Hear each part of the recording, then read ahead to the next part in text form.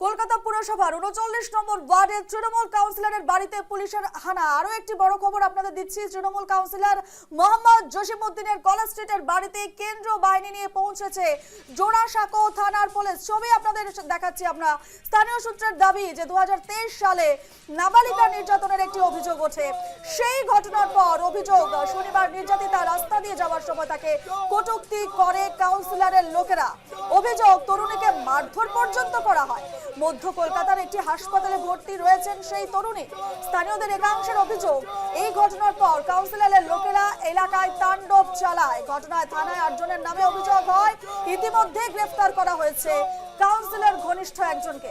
ঘটনার পর রবিবার সকালে তৃণমূল কাউন্সিলরের বাড়িতে পুলিশের হানা। মোহাম্মদ জসিমউদ্দিনের বাড়ির সামনে চোর চোর স্লোগানের পাশাপাশি ডিম হাতে বিক্ষোভ স্থানীয়দের। দেখুন ছবি আপনাদের দেখাচ্ছি, বিক্ষোভ দেখাচ্ছেন স্থানীয়রা, একেবারে চোর চোর স্লোগান দিচ্ছেন, হাতে রয়েছে ডিম, দেখতেই পাচ্ছেন সেই ছবি উঠে আসছে।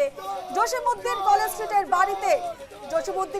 স্ট্রিটের বাড়িতে পুলিশের হানা। নাবালিকাকে নির্যাতনের অভিযোগ রয়েছে এবং বাড়ির সামনে চোর চোর স্লোগানে ডিম হাতে বিক্ষোভ স্থানীয়দের। তৃণমূল কাউন্সিলরের বাড়ির সামনে স্থানীয়দের একেবারে অভিযোগ, বিক্ষোভ এবং চোর চোর স্লোগান এবং ডিম হাতে তারা চোর চোর স্লোগান দিচ্ছেন। ছবি উঠে আসছে তৃণমূল কাউন্সিলরের বাড়ির সামনে থেকে। কাউন্সিলর মোহাম্মদ জসিমউদ্দিনের বাড়ির সামনে ছবি আপনাদের দেখাচ্ছে এই মুহূর্তে। ইতিমধ্যে তার বাড়িতে পুলিশের হানা এবং যে ঘটনা ঘটেছে সেই ঘটনাকে ঘিরে কাউন্সিলর ঘনিষ্ঠ একজনকে ইতিমধ্যে পুলিশের হেফাজতে নেওয়া হয়েছে।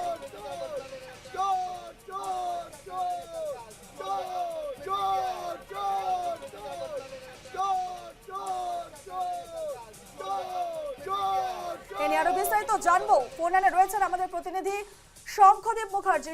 শঙ্খদীপ, যে খবর উঠে আসছে কলকাতা পুরসভার ৩৯ নম্বর ওয়ার্ডের তৃণমূল কাউন্সিলরের বাড়িতে পুলিশ, এবং আরো একটি যেটি ছবি আমরা দেখতে পাচ্ছি তার বাড়ির সামনে রীতিমতো চোর চোর স্লোগান এবং ডিম হাতে তারা বিক্ষোভ দেখাচ্ছেন।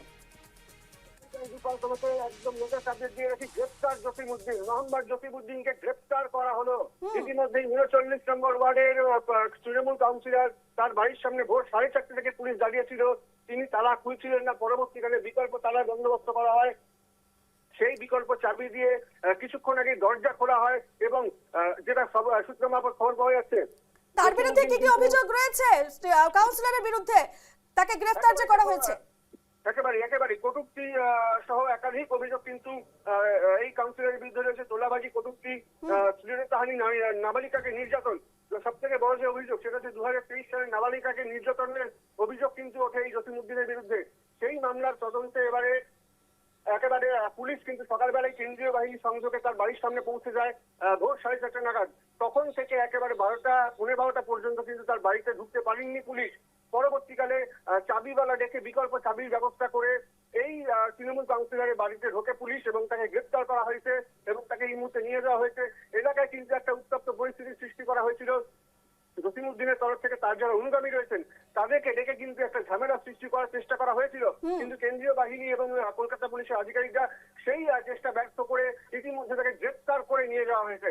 রূপা, একেবারে শঙ্করদীপ, আরো একটা বিষয়, কাউন্সিলরের ঘনিষ্ঠ একজনকেও কিন্তু গ্রেফতার করেছে পুলিশ এবং বাকি বহুজনের এগেইনস্টে অর্থাৎ তাদের বিরুদ্ধেও কিন্তু একেবারে অভিযোগ দায়ের করা হয়েছে থানায়। একেবারেই তাই। এখন ইতিমধ্যেই কিন্তু গ্রেপ্তার করা হয়েছে কাউন্সিলর ঘনিষ্ঠ একজনকে এবং আজ সেই গ্রেপ্তারির সূত্র ধরেই কিন্তু জসিমউদ্দিনের নাম সামনে উঠে আসে, যেটা 2023 সালে একেবারে নাবালিকাকে যৌন নির্যাতনের মতো অভিযোগ।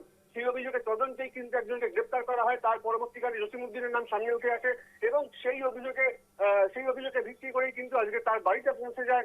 একেবারে কলেজ স্ট্রিটের যে বাড়ি রয়েছে সেই কলেজ স্ট্রিটের বাড়িতে কিন্তু পুলিশ পৌঁছে যায়। সেখানে দীর্ঘক্ষণ একেবারে তদন্ত অসহযোগিতা করা হয় তাদের বিরুদ্ধে এবং সেই অসহযোগিতার পরেই কিন্তু পুলিশ স্বতঃপ্রণোদিত হয়ে তালা খুলে তার বাড়িতে প্রবেশ করে এবং জসিমউদ্দিনকে গ্রেপ্তার করে। ধন্যবাদ শঙ্করদীপ।